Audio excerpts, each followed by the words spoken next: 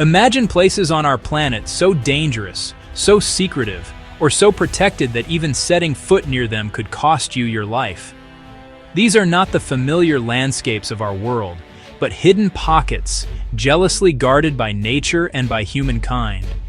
Places where governments shoot on sight, where nature itself forbids human entry, and where ancient curses might still hold power.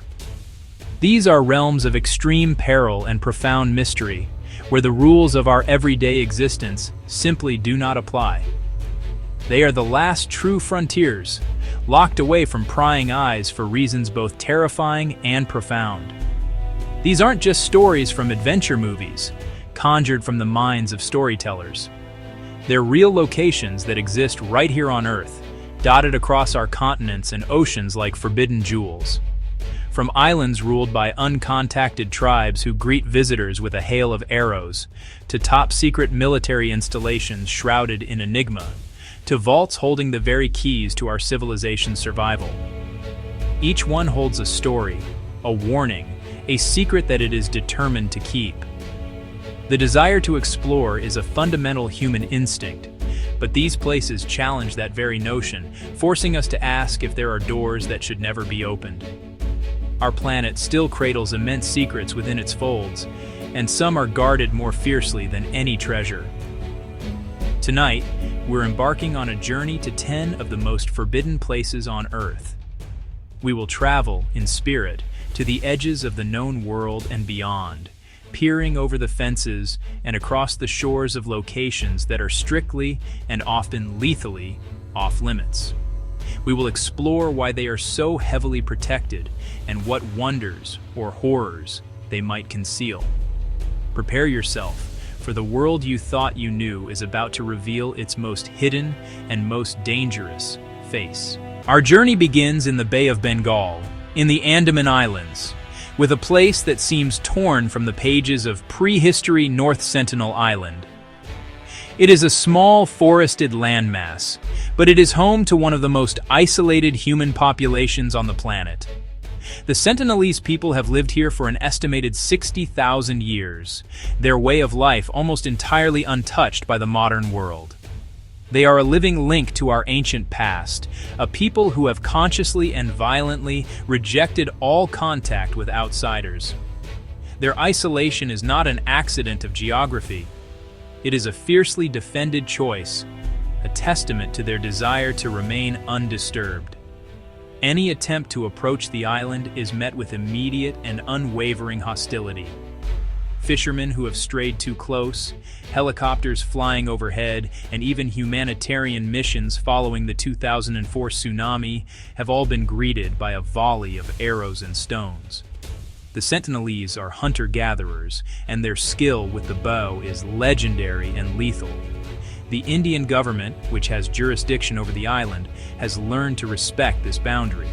To protect both the tribe from modern diseases to which they have no immunity, and to protect outsiders from the tribe's predictable response, a 3-mile exclusion zone is strictly enforced around the island.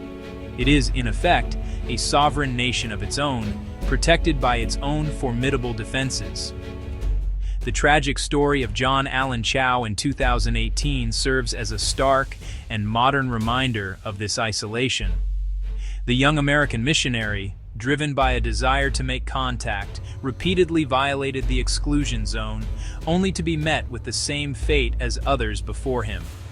His death highlighted the profound ethical and practical dilemmas of contact. North Sentinel Island remains a human sanctuary, a place where a small tribe has made it unequivocally clear that the outside world is not welcome. It is a powerful and deadly statement that some frontiers are not meant to be crossed. We now travel north to the frigid waters of the North Atlantic, off the coast of Iceland. Here, in 1963, the world witnessed a truly primordial event. A volcanic eruption, rumbling up from 130 meters below the surface of the sea, breached the waves and began to build a new landmass. Over the course of nearly 4 years, fire and ash forged a new island, which was named Surtsey after the fire giant Surtur from Norse mythology. It was a birth of fire and water, a rare opportunity to see our planet's geological forces at work, creating a brand new piece of Earth before our very eyes. From the moment of its creation, Surtsey was recognized for what it was, an unprecedented scientific opportunity. It was a sterile, pristine environment, a blank canvas upon which the story of life could be written anew. How would life arrive? What forms would it take? And how would they colonize this barren rock? To answer these questions, the island was immediately declared a nature reserve and a living laboratory. Access is restricted to a handful of vetted scientists who must follow the most stringent protocols imaginable. Every seed, every spore, every microbe is a potential contaminant that could ruin this unique, long-term experiment. Before setting foot on Surtsey, scientists must undergo a rigorous decontamination process. Their clothing, their equipment, even their own bodies are meticulously cleaned to ensure they bring no foreign biological material with them. There is a famous story of a single potato plant found growing on the island, which had sprouted from a buried piece of human waste. It was immediately and carefully uprooted, a stark illustration of how fragile the experiment is. Surtsey is forbidden not to protect a secret, but to preserve a process, the slow, patient, and beautiful colonization of a new world by the forces of nature, completely unaided by human hands. From a laboratory of nature, we journey to a laboratory of a very different kind, deep in the desolate expanse of the Nevada desert. This is Area 51, a name that has become synonymous with government secrecy and extraterrestrial conspiracies. Officially, it is a highly classified United States Air Force facility known as Groom Lake or Homey Airport. Its primary purpose, acknowledged only in recent years, is the testing and development of experimental aircraft and advanced weapon systems. It is the birthplace of some of the most sophisticated technology in modern aviation, from the U-2 spy plane to the F-117 Nighthawk stealth fighter. But it is the secrecy, not the known purpose, that fuels the legend of Area 51. The base is protected by a vast perimeter of restricted airspace and land, patrolled by heavily armed guards in white pickup trucks, affectionately known as camo dudes. Warning signs are posted everywhere, making the consequences of trespassing abundantly clear. Deadly force is authorized. The base is invisible to public satellite imagery and is a phantom on most official maps. This impenetrable veil of secrecy has created a vacuum, and into that vacuum, speculation has rushed in, most famously, the belief that the base houses crashed alien spacecraft and their pilots, recovered from the Roswell incident of 1947. These rumors of alien technology, reverse engineering of UFOs, and secret meetings with extraterrestrials have transformed Area 51 from a simple military base into a modern myth. While the Storm Area 51 event in 2019 was largely a social media phenomenon, it highlighted the public's intense fascination with what lies behind the fences. The truth is likely more terrestrial, involving next-generation drones and classified surveillance technology. But the absolute refusal to be transparent, the shoot-on-sight policy, and the sheer scale of the security ensure that Area 51 will remain one of the most forbidden and speculated about places on the planet, a fortress built to keep the world's most advanced secrets locked away. Our next destination takes us to the South Atlantic, approximately 90 miles off the coast of São Paulo, Brazil. Ilha de Queimada Grande, as it is officially known, has a far more terrifying nickname, Snake Island. This small 110-acre island is forbidden for one simple, horrifying reason. It is infested with one of the deadliest species of snake on Earth. It is honestly a place where nature has crafted a perfect, self-contained nightmare. A landscape so perilous that the Brazilian government has made it illegal for anyone to land there. It is a kingdom ruled entirely by serpents. The island is the exclusive home of the golden lancehead pit viper. Isolated from the mainland thousands of years ago when sea levels rose, these vipers evolved differently from their mainland relatives. With no ground-level prey, they adapted to hunt the migratory birds that use the island as a resting point. To ensure their meal did not fly away after being bitten, their venom evolved to become incredibly potent, reputedly 5 times stronger than that of their mainland cousins. It is a fast-acting neurotoxin that can melt human flesh and cause a swift, agonizing death. The density of these snakes is a matter of legend, with some estimates claiming there is 1 snake for every square meter. Only the Brazilian Navy and select government-approved researchers are permitted to visit, and they do so with extreme caution, often with a doctor on hand. The lighthouse on the island, once manually operated, is now automated, following a local legend that the last lighthouse keeper and his family perished when snakes entered their home through the windows. Snake Island is a stark example of a place where humanity is not at the top of the food chain. It is a living, slithering embodiment of danger, a territory ceded entirely to one of nature's most efficient predators and forbidden to all others. We cross the Atlantic to Europe, to a place of serene beauty that hides a history of unimaginable suffering. Poveglia Island, in the Venetian lagoon of Italy. Just a short boat ride from the bustling canals of Venice. This small, unassuming island is strictly off-limits, and for many, it is considered one of the most haunted places on Earth. Its soil is said to be mixed with human ash, and its air thick with the echoes of centuries of death and despair. Poveglia's story is a dark mirror to the opulence of its famous neighbor. Its grim history began in the 14th century, during the height of the Black Death. The island was repurposed as a lazaretto, a quarantine station. Ships arriving in Venice were forced to anchor here, and any crew or passengers showing signs of the plague were forcibly removed and left on Poveglia to die. It is said that over 160,000 souls perished on this tiny patch of land, their bodies burned in great pyres to stop the spread of the disease. The island became a mass grave, a dumping ground for the sick and the dying, its very grounds saturated with human remains. The island's dark reputation was sealed in the 20th century, when a mental hospital was opened in the old buildings. Legends speak of a cruel doctor who performed lobotomies and other horrific experiments on his patients, drawn to the island by its malevolent energy. He was supposedly driven mad by the ghosts of the plague victims and ultimately threw himself from the hospital's bell tower. Today, Poveglia is abandoned, its buildings decaying and overgrown. Fishermen give it a wide berth, fearing their nets will snag on human bones. The Italian government forbids visitors, leaving the island to its ghosts and its terrible, silent history. Our journey now takes a turn from natural dangers and ancient curses to the modern world of corporate secrecy.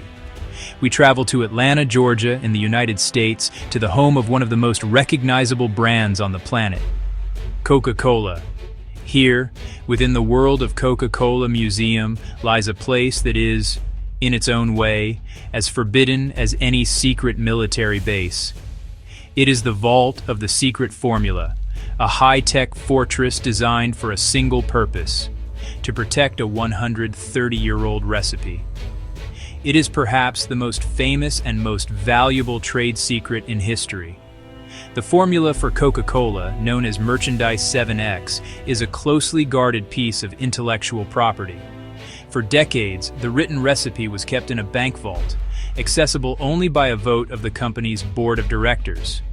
In 2011, it was moved to its current, purpose-built vault, which is as much a tourist attraction as it is a security installation. Visitors can see the outside of the vault, but penetrating its inner sanctum is impossible. The security is multi-layered and formidable, a demonstration of the lengths a corporation will go to protect its most valuable asset. The vault itself is a marvel of modern security.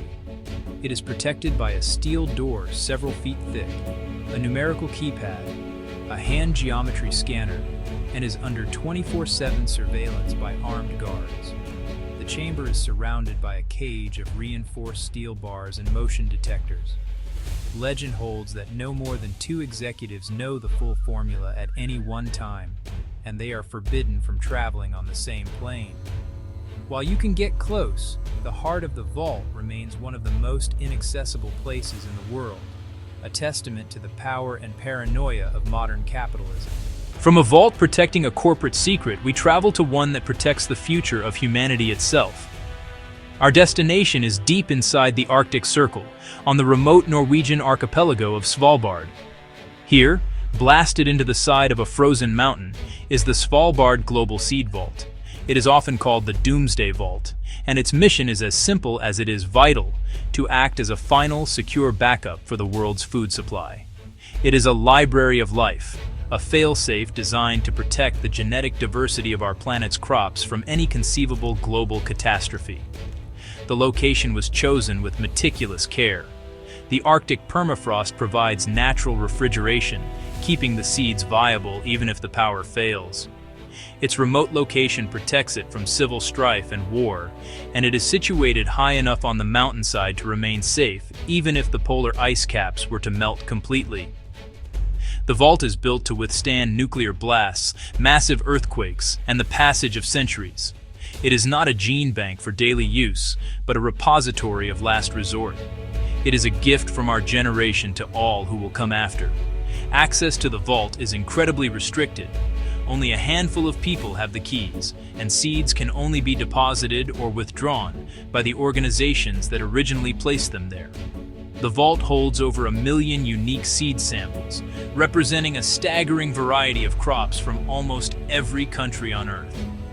It has already proven its worth, as the gene bank in Aleppo, Syria, was able to withdraw seeds to restart its collection after it was damaged by war.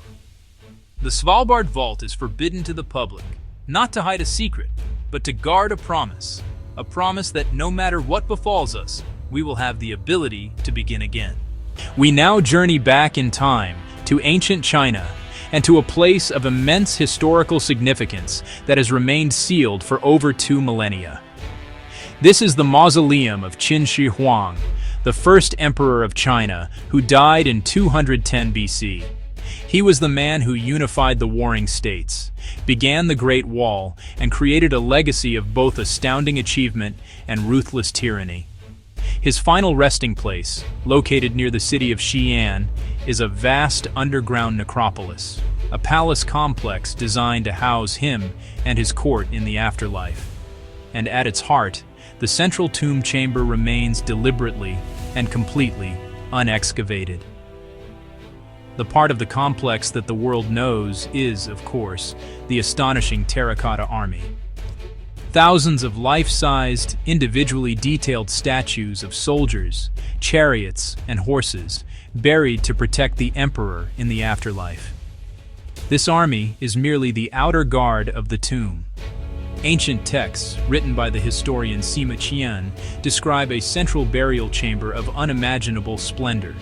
It is said to contain a replica of the emperor's domain, with rivers and seas of mercury, a star-studded ceiling of pearls, and countless treasures.